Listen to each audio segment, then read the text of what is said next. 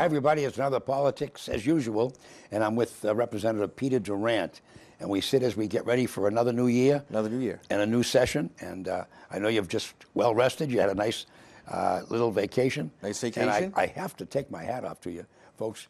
The representative is a sailor, and he was down to one of the islands, and he went out on a sailboat and sailed around down there and had a great trip. Well, that's great. Rented a nice 40-foot sailboat and cruised the islands for a couple Good for weeks. you. Good for you. That's great. And of course, the weather down there is beautiful. It was 80 degrees. It was 80 degrees warmer there than it is here There's today. always a little breeze. What are they? Is it the leeward? The leewards. I think there's a breeze. I forget what they call it down there, but there's always a nice little breeze, and it was you're out beautiful. there having fun. Well, that's great. Now it's back to work. It is. Dust it off and let's get going. It is. I'm excited. And here we go. Where do you go back in? The second, third? We go in on the Fourth? third. Yeah. No, we expect to go in on the third and start the year off. We'll see what's going on. I know some things came out of Ways and Means just this week that got voted on. I'm not entirely sure what they are. I know some of them are just minor bills, but you start to see the queue start to get a little bit filled, and they'll push them through. You know, one of the things, and you and I have had this conversation. One of the things, and I recognize that what's 80 or 90% of the budget you can't touch. Correct. It's all there. It's it. Yep. And you only have a very small percentage that you can even talk about. Never mind change. But sometimes I often sit back and wonder, what is it going to take for the legislature, the House and Senate, to do the little things for the taxpayers that they want? Let me give my pet peeve. Sure. I moved from Sturbridge to Charlton, and both of my automobiles, same cars, the exact same policy, was $200 more for each car because I moved to Charlton. That to me is gouging. It's a ripoff, and there's no excuse for it. Which we've talked about many times. Many times. And I even called the Department of Insurance, and they don't want to talk to me. Yeah. They got amnesia. I said, are you more worried about the insurance companies or a citizen? And I couldn't get a straight answer from them. And they finally said, well, if you're that upset about it, you ought to call the commissioner. I said, well, put him on the phone. Oh, well, you can't. Well, I can't put you on the. Then how do I call him? And they had no. And it was just, and I'm one of these guys that just don't give up. And here I am 4 years later still talking about it. Yeah. Because I'm going to get my bill pretty soon, Yep. and it's going to gripe me one more time. And the answer I got is, well, they have more accidents in Charlton than Sturbridge. There's 6,000 more people in Charlton than there are in Sturbridge. Right. Of course there's going to be more accidents. But those are the things that I would think that the legislature can get involved in and can change, And then the other thing that's now becoming very apparent is these surcharges. That the bills, the original stipulations were written years ago, when the cars were made differently. Today, the cars are all fiberglass or plastic.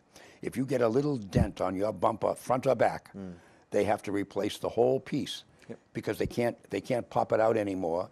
They can't finish it. They can't do any body work on it. So it's $3,200. Yeah, it becomes a major accident because because it's a little bump. Right. And I had a situation where if it's under $1,000, there's no surcharge. Well, the original bill was $684 to fix this little scratch that somebody, in fact, I argued that it was her fault. I had pulled ahead, and then a car came screaming down the hill, so I had to back up to get out of the way. Well, she followed me ahead, and then, of course, I didn't realize she was right behind me. Sure. And my argument was too close to the car in front of you and not keeping your car under control at all times. And they said, sir, under the law, the minute you back up, you're at fault. You're right. She shouldn't have been there, but you're responsible because you backed up. Okay. Well, it was $684, the original bill.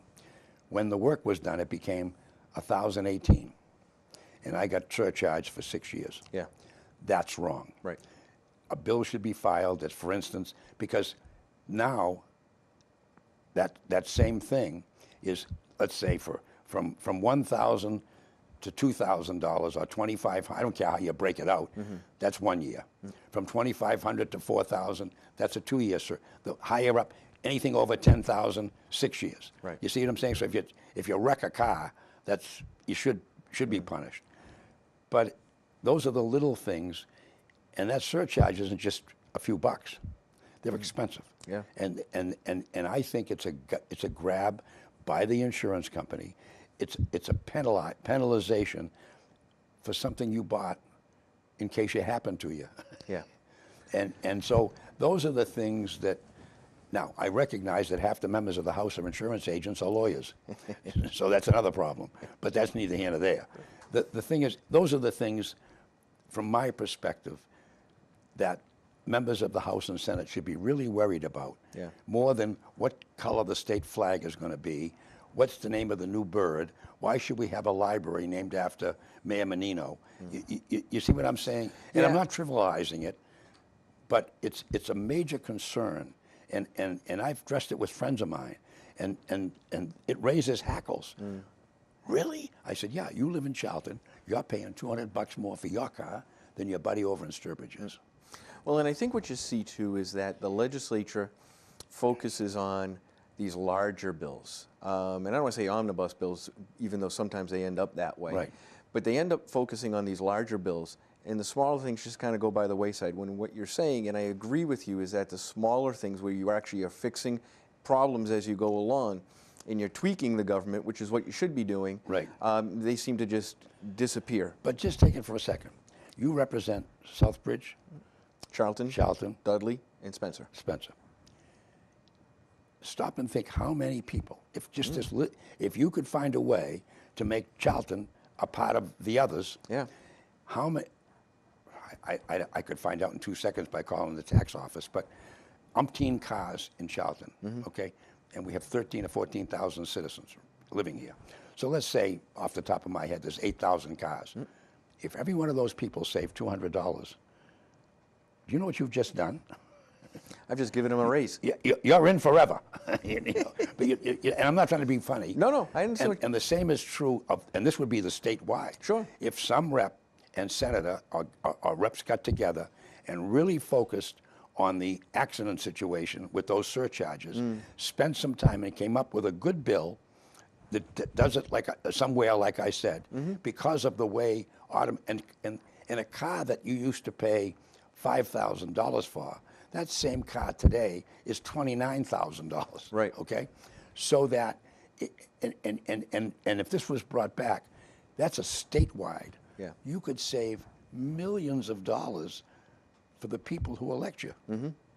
Yeah, absolutely. You know, Absolutely. And so I'm saying to myself, wow. But to your point, they focus on the budget, you know, and then the few dollars that you can affect in the budget, you get 19 people driving you crazy to get them more money. Well, and I think one of the things that bothers me too is they focus on these big things, but it's almost like we, and I say we as a general legislature because oftentimes I don't like these bills when they come up, but we focus on these things that are attention grabbing. And I give you an example. We spent one whole session, which may not sound like a lot. It's one day, but you're spending the whole session reaffirming the Massachusetts commitment to the Paris Climate Accords, because President Trump pulled out of them, and so in their infinite wisdom, Bob DeLeo thought that it was a good idea that we as Massachusetts reaffirm that we're in support of the Paris Climate. And do you think Charlie de Gaulle got excited about that? Exactly. You think the Premier of France said, "Isn't this great? Yeah. Massachusetts is now supporting us." Exactly, but we spent so much time on it, and it was really frustrating that we have But basically, to do this. it was an embarrassment to the president. That's all exactly. it was. And Trying to we've embarrass the president. Exactly, and we as the legislature as a whole, spent, I can think of at least 3 instances where we did the exact same thing. The Muslim ban, or the theoretical Muslim ban, and on immigration. And so we pass these things. That have no effect. They have no effect. They have no reason for being there, yet we spend a lot of time doing them so that we can theoretically embarrass and if you the would spend president. half the time to save the citizens of the Commonwealth $50 a year, you know. And so those kinds of things get frustrating. I had a great conversation with Senator Goby, and to her great respect, she disagreed with me, and I respect that. I was at the registry. The registry is a cash cow. Yep. It pours in millions of dollars into the general fund. The rates that the registry charges are gouging. Vanity number plates are $80 a year for a plate that'll last 25 years. They used to be 40 bucks. Then they were 50. Now they're up to 80. Driver's licenses that last for 5 years are $75. If you don't even change your picture, it's the same license. Right. And they charge $75. I said to the senator, wouldn't it be wonderful if the House and Senate voted to just take every one of those inflated, and Senator, with all due respect, I was there and I know what I'm talking about. I know how much it costs to print that license. $2. I said, wouldn't it be a wonderful thing if you just lowered every one of the rates that the registry over the years has escalated? $5. We could never, we wouldn't, that would never get through the House or Senate. We would never vote to cut money. I said, why not? Well, I would agree with that statement. She said, because I can't even, she said, I can't even, I don't even know how I'd propose it. She said, they'd laugh me out of the Senate. I said, so you people aren't really down there for us? Yeah. And she looked at me. She was kind of startled. Well, yes, I am. I says, well, then why can't we do that? Right. And she said, Dick, you're not being realistic. I said, no, I'm being honest. And you know what we hear oftentimes is that, one of my colleagues, former colleagues, always used to use the line, well, if we had a line item called waste, fraud, and abuse, we'd be sure to cut that. But we just don't. So it's hard to find. It's not hard to find. It's not hard to find. It's so easy. You want to talk about something that's easy? 14 months ago, the Commonwealth of Massachusetts decided to take down the toll booths. 14 months ago. Yeah. There's still exits that they're still working on. Still, they're close. They are close. We come Now, here all the time to talk about this. somebody made a barrel of money. Yeah. They dragged that project out and you use it. Oh, sure. I use the Turnpike. Richard Morco, who writes for the Sturbridge Times, he and I do a great sort of a gadfly show. Okay. And the one we did for Christmas was I brought in some coal. You're older than 12. You remember a bag of coal? Of course. My grandkids don't know what that is, but that's okay. Well, we had naughty and nice. We had a little present wrapped, and we had a bag of coal, and we gave out bags of coal. Yeah. One of the bags of coal I proposed was to the Mass Dot, and here's the reason I proposed it. Because when the Massachusetts Turnpike Authority, as rift with patronage as it was, you could drive on that Mass Turnpike, and that road was in impeccable shape. Yeah. They refinished it. They took care of it. It was in great shape. Matt Doss took over, and watch out. There's potholes everywhere. On a highway. On a highway. I mean, I hit one the other day, and some poor lady, they have these low-profile tires on some of these cars. Yeah. Well, if you hit one of those, the rim goes. It'll damage your rim. It'll yeah. split the rim. It splits the tire wide open, Yeah. and it crimps the rim. Yep. You're looking at $400 or $500. Yeah. And I mean, and now they're out. And listen to this. They had one of the TV reporters was out. Starting Tuesday, the day after Christmas, they were on the Mass Pike, and they started at 7 in the morning. Yeah. And they were working till 5 at night, patching those up. I know. And they had traffic tied up. I said, why wouldn't they go out at 9 and work from 9 to 3, even if it takes 2 days longer? What are you doing taking 2 lanes of the Massachusetts Turnpike out at 7 in the morning? In their defense, and I will at least come to the defense, you're going to you have to pick and choose your battles, but you would pay a premium for night work. So you're going to pay a little bit more. And if you try to do it in a 9 to period, 3. Well, I'm not necessarily opposing, but if you do it in a period between Christmas and New Year's, theoretically there's less people on the road because it's a common time to Go take tell time that off. to someone who sat on the Turnpike for 3 hours yesterday. I understand. Yeah. Believe me. Well, what drives me crazy is, and again, but it's only because it's one of those personal things that drive you crazy, is we get out of session sometimes at 9, 10 o'clock at night, and you think, oh, I got a nice ride home. But that's when they're doing construction on the bike, so you're still stuck in traffic. You're still stuck. Well, you know, my dear dad, God rest his soul, when we were growing up, and he was served in both World Wars, he was a tough old guy, and he used to say to me every once in a while, son, whatever happened to common sense? And, you know, he's right. and I saw something on Facebook. My wife got it for me because I say it to her all the time.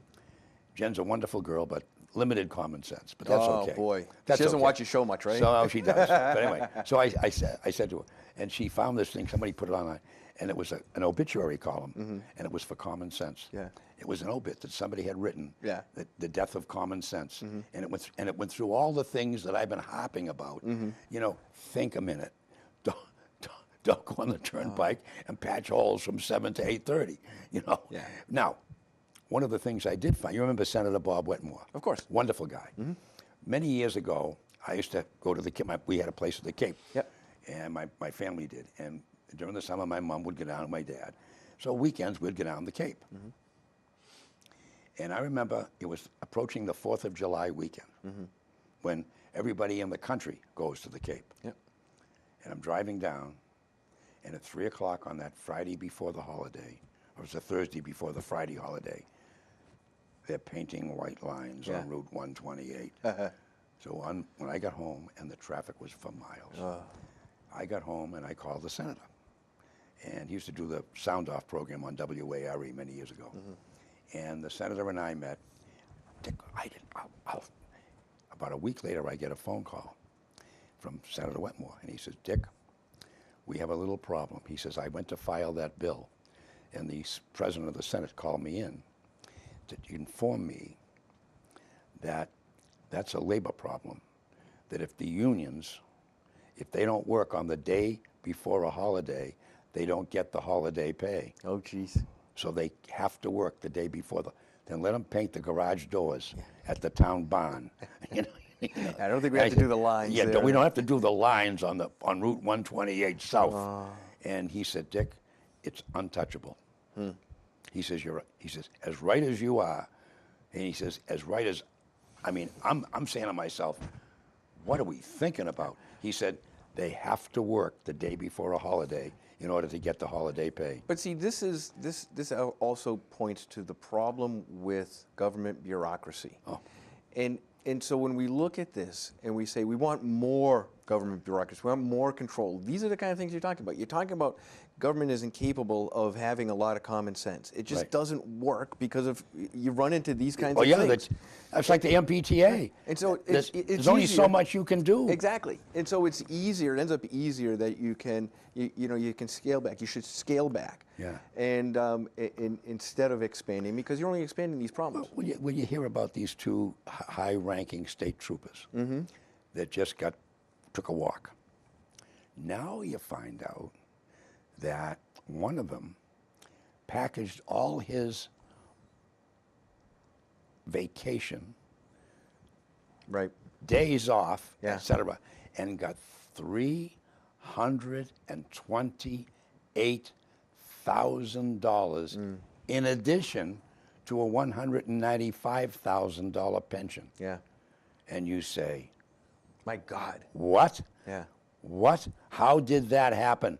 Make him take his vacations and make him take, and like every business, if you don't use your time, you lose it at the end of the year. Right. He had years and years of sick days built up that he never took. Yeah.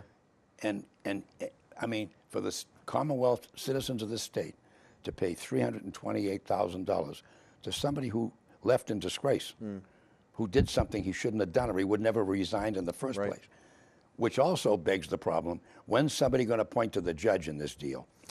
You know, somebody calls somebody, and it had to start in a courtroom. You know, and I'll take an unpopular opinion here. Because, you know, first of all, we know, I mean, we don't know, I can't speak as if I know this firsthand.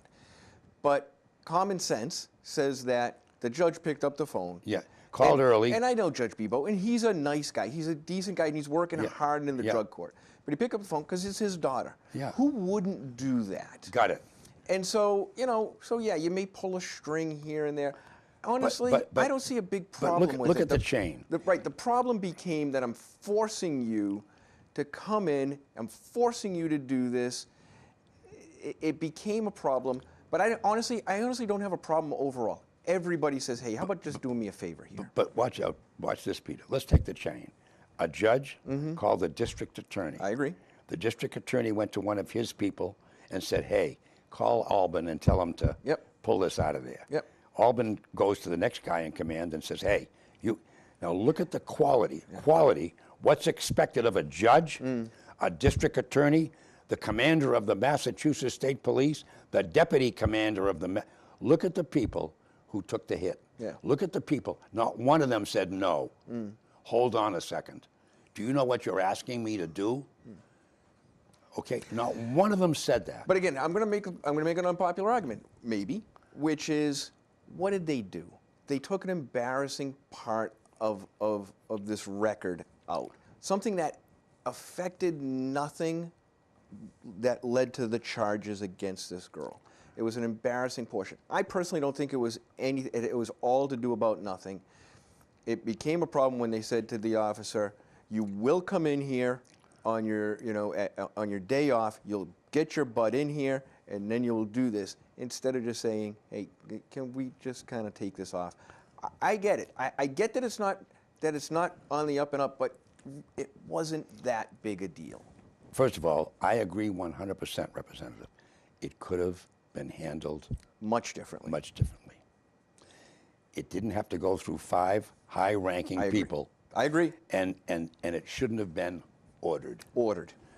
If it was something that needed to be handled, and it could have been handled, as you indicated, maybe we could have had a lieutenant.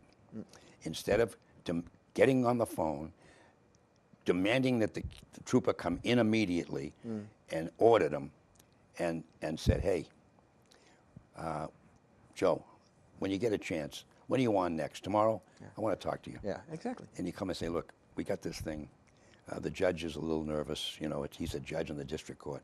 Can we water this down a tad? Leave the charges there. Yeah. Just change the language. Yeah. Well, but she said it to me. Yeah. I understand that. But you know what? Let's look at the situation. She was either drunk or on drugs. Exactly.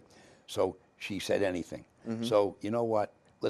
Why don't we there's got to be a way to file this, get her into court, but just soften it a little bit. Right.